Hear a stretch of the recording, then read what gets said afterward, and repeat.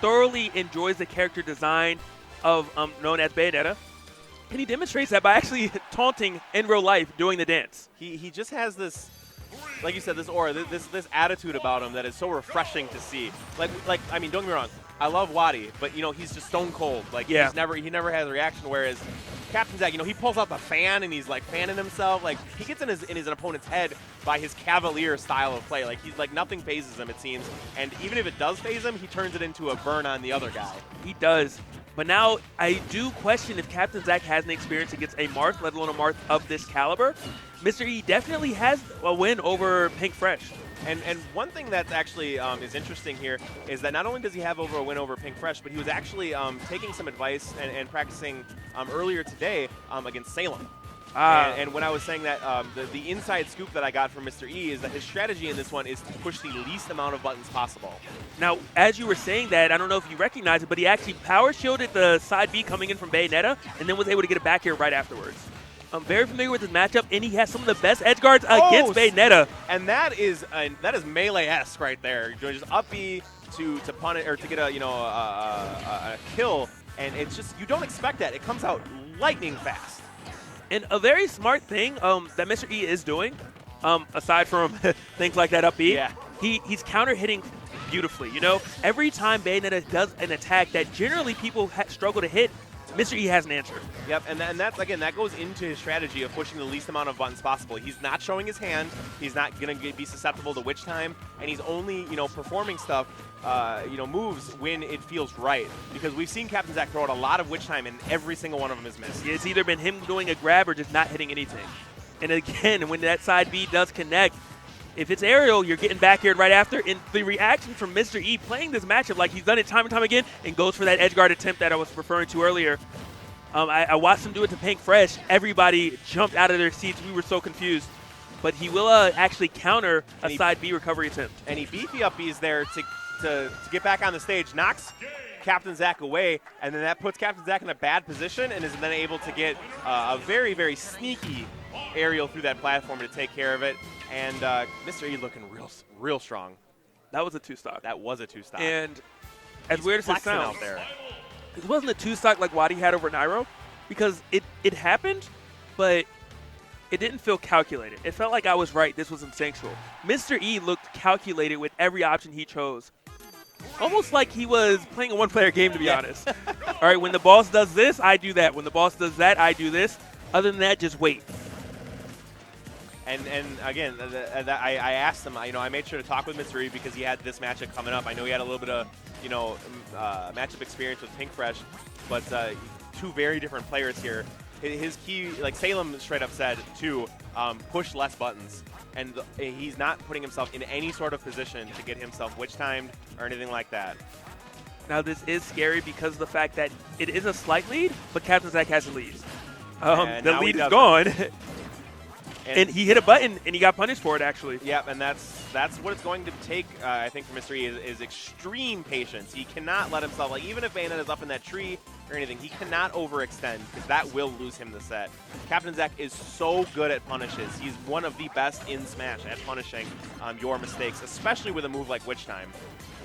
And right now, he's demonstrating it. He's only gotten a couple actual hits on Mr.E, but he made them count. But Mr.E running out there, and he might lose his stock for it. Is he going to be able to recover? Does he have a jump? He does have it.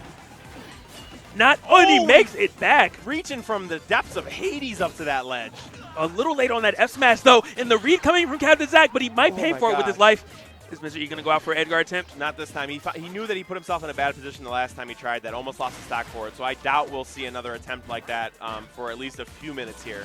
Very unorthodox, but CaptainZack is making some of the best use out of the guns that I've ever seen of a Bayonetta use. Normally, you don't see Bayonettas want to go to flat stages with a lot of rings. And he just missed the tipper there. He tried to catch him on the way down to catch like the top hit of the tipper forward smash. Doesn't quite get it.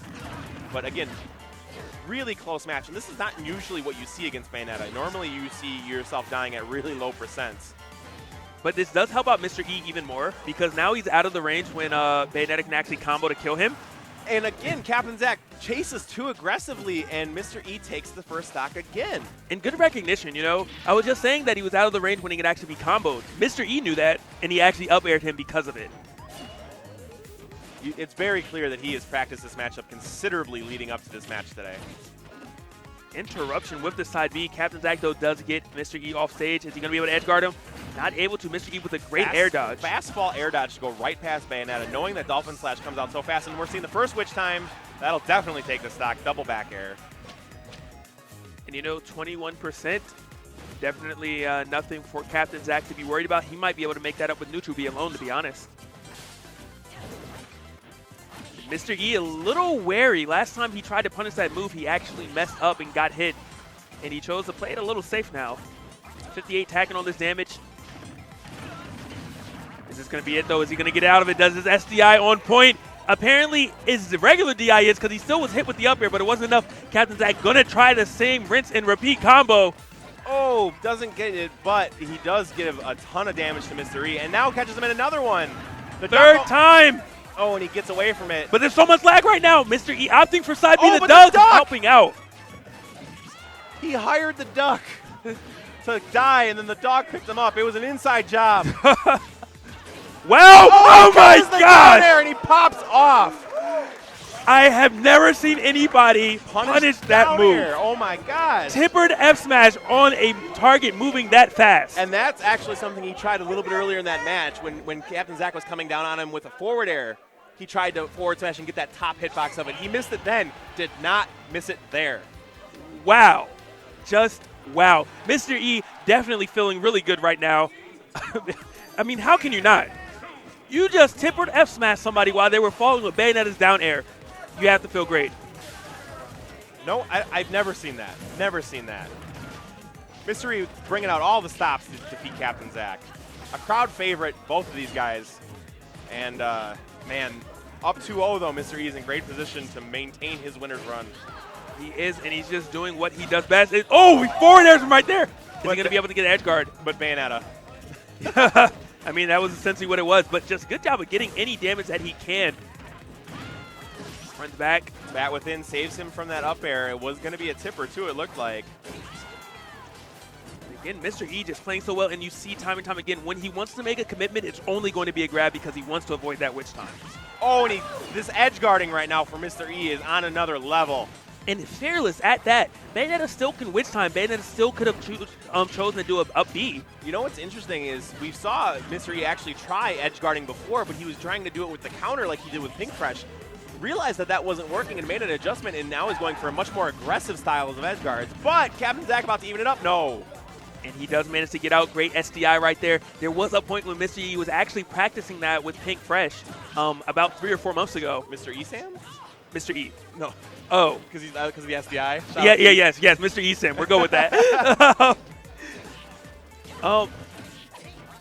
And again, just Mr.E hiding and shield, playing patient. Now something interesting. Oh my gosh, does that do it? Yes, it will. Very clean. Now, CaptainZack had great combos, but one thing that he didn't really explore was the grab options. Not at all. And Bayonetta doesn't get a whole lot off of grabs. But I really feel like he was the one that was pressing too many buttons. I agree completely. And even if your character doesn't get a ton off of grabs, if your opponent is beating you with shield, which is essentially what Mr.E did, you have to take them out off their game. And at least get him in the air. Yeah, and Bayonetta, great aerial, ability. Yeah. You get caught in one up B, one afterburner kick, anything like that, and it could be curtains. Mr.E was obviously SDIing really, really well. Yeah. But you mess up once, and that can be your stock. And you still take a lot of damage. Exactly. So grab is going to have to be a bigger factor in CaptainZack's game going forward here. Yep, definitely. At least if you're playing a player like Mr.E. Yeah. Now, with that said, when I watch CaptainZack play a lot, I notice his grabs. That's what I think the most about him.